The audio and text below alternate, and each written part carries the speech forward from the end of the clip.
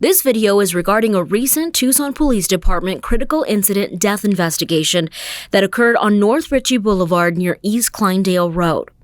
The Pima Regional Critical Incident Team, or PRCIT, consisting of 10 law enforcement agencies in Pima County, was activated to handle the criminal investigation of this incident, specifically the Pima County Sheriff's Department and the Oro Valley Police Department. This is standard practice so that agencies don't criminally investigate their own personnel. A separate but parallel administrative investigation is being conducted by the Tucson Police Department to determine if any policy violations occurred. Investigations involving an officer's use of force can take a significant amount of time. Investigators are tasked with reviewing video, interviewing multiple witnesses, examining forensic evidence, and reviewing hundreds of pages of transcripts and reports. This video is based on information we know to be accurate at this time.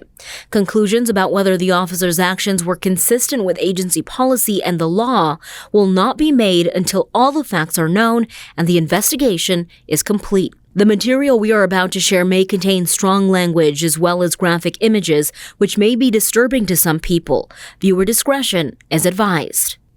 On March 10, 2024, at approximately 9:45 a.m., patrol officers from the Tucson Police Department's Operations Division Midtown were conducting a follow-up investigation on a suspect wanted for felony domestic violence at a residence in the 3300 block of North Richey Boulevard. Probable cause had been established for the arrest of the suspect for aggravated assault with a deadly weapon.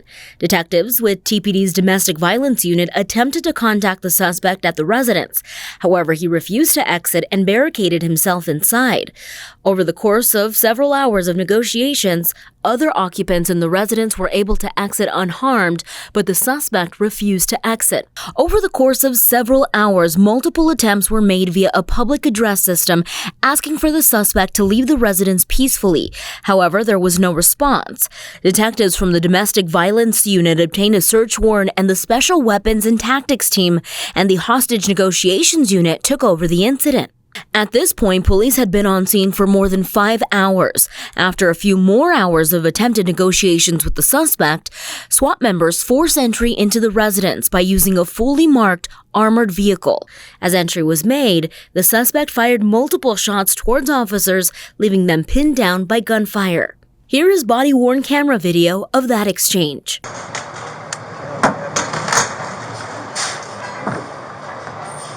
Nice, Weeks. What was that? Shots fired. Get back. Shots fired from deep inside the house. Hey, tuck in, boys. Definitely sounded like a rifle.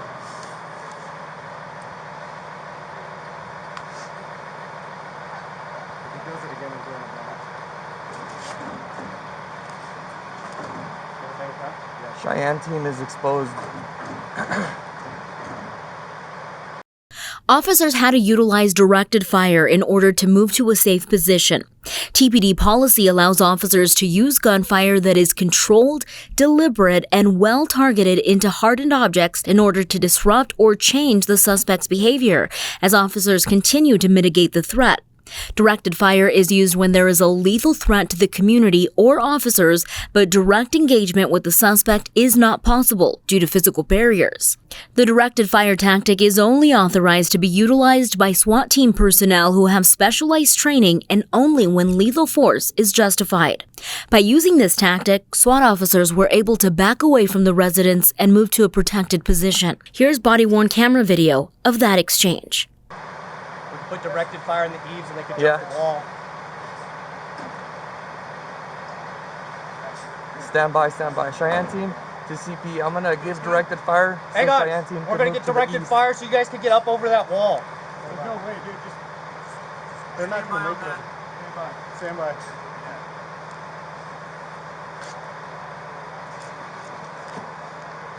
Wait, stand by. Where are you guys gonna go to? We're gonna give directed fire for you to move. You're gonna go up and over? You guys too, I want you to move. This Cheyenne team, I'll be last man. Go to the back of the bat and get in the bat. I'm also gonna throw a bag. Copy. Also copy. Cheyenne team's gonna go to the bat. Tahoe team or Avalanche team to the bat as well. Initiate. Hang up!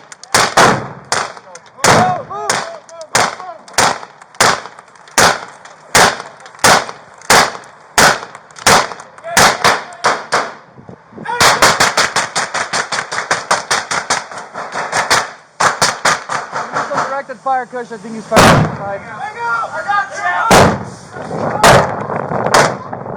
Get in! Inside! Hold up! We're up! We're in!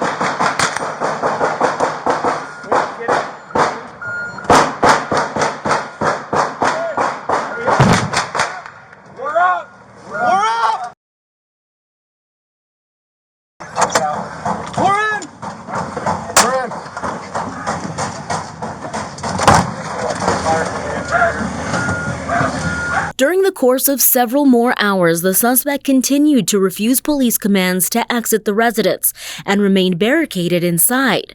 During this time, the suspect continued to fire multiple rounds from deep inside the residence, endangering officers and community members in the surrounding area.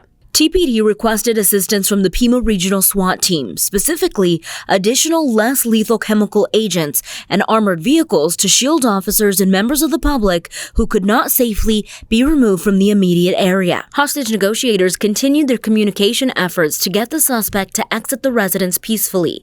However, he continued to fire rounds at officers indiscriminately. Personnel from the Pima County Sheriff's Department assisted by evacuating community members from the surrounding areas. Several more hours of negotiation efforts were attempted through a variety of tools to facilitate communication, many of which were disabled by the suspect's gunfire. Officers attempted to use multiple methods of less lethal force, including a chemical agent, a pepper ball device, and a light sound diversionary device, to compel the suspect to leave the residence.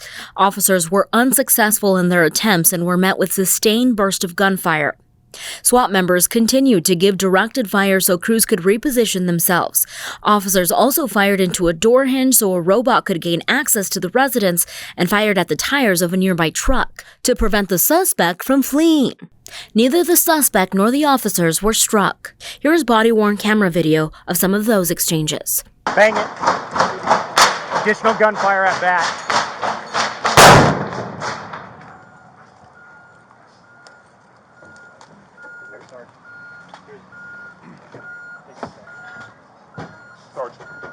Huh? Got it.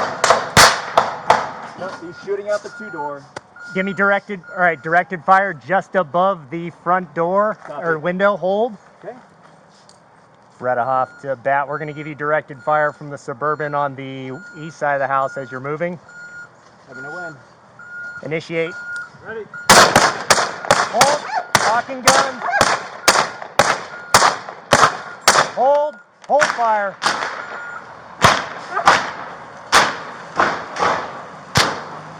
Directed fire! Directed fire! Hold! Hold! Holding. Bats out. Directed fire. Suburban ceased. Are we sending?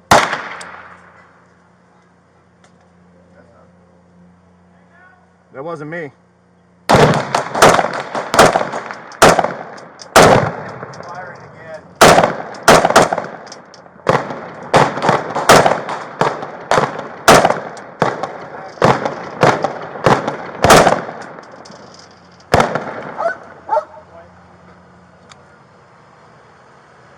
Brad? Yep. Bob, you with me? Once they get set, we're going to be in here. We're outbound. That was at the bat. That hit the bat. That hit the bat and that hit the wall by the Hummer. Got it.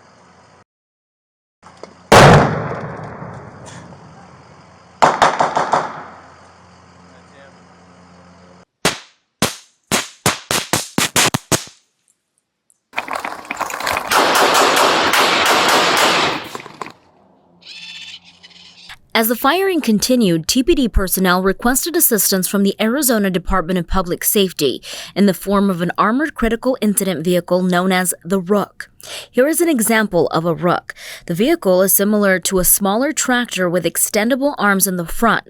The Rook provides ballistic protection for officers and the community during high-risk situations, including barricaded subjects. The Rook was used to breach the residence structure with the goal of safely detaining the suspect and ending the continuing gunfire coming from the residence. An external wall of the residence was breached, allowing officers to see that the suspect was still alive and in possession of 2 handguns, one of which was held to his head, and an AR-15 style rifle on his chest. Shortly after 11 p.m., before he could be detained, the suspect sustained a self-inflicted gunshot wound. Officers secured the area and began to render aid to the suspect.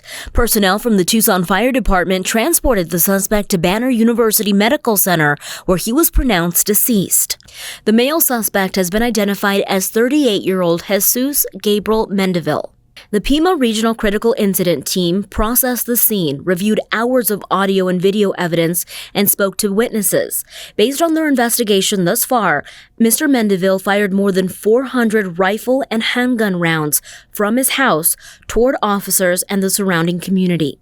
Neither the suspect nor any officers were struck by the gunfire that took place during this incident. However, the suspect's gunfire struck several community and police vehicles and buildings in the surrounding area. Here are photos of the loaded firearms and magazines police found near him. Here are photos of some of the vehicles officers were using for cover. The Tucson police officers who discharged their firearms using the directed fire tactic have been identified as Officer Adam Robke, a 6-year TPD veteran, Officer Joseph Jensen, a 12-year TPD veteran, Officer Tanner Wolverton, a 5-year TPD veteran, Officer Eduardo Valenzuela, an 8-year TPD veteran, Officer Bradley Cush, a 12-year TPD veteran, and Sergeant Jason Bredehoff, a 20-year TPD veteran. The Pima Regional Critical Incident Team continues to investigate this incident. As is standard practice in all PRCIT investigations, all findings will be presented to the Pima County Attorney's Office once the investigation is complete. Members of the public with information and/or video of the incident are asked to contact the Pima County Sheriff's Department at 520-351-4900. This is still an active investigation.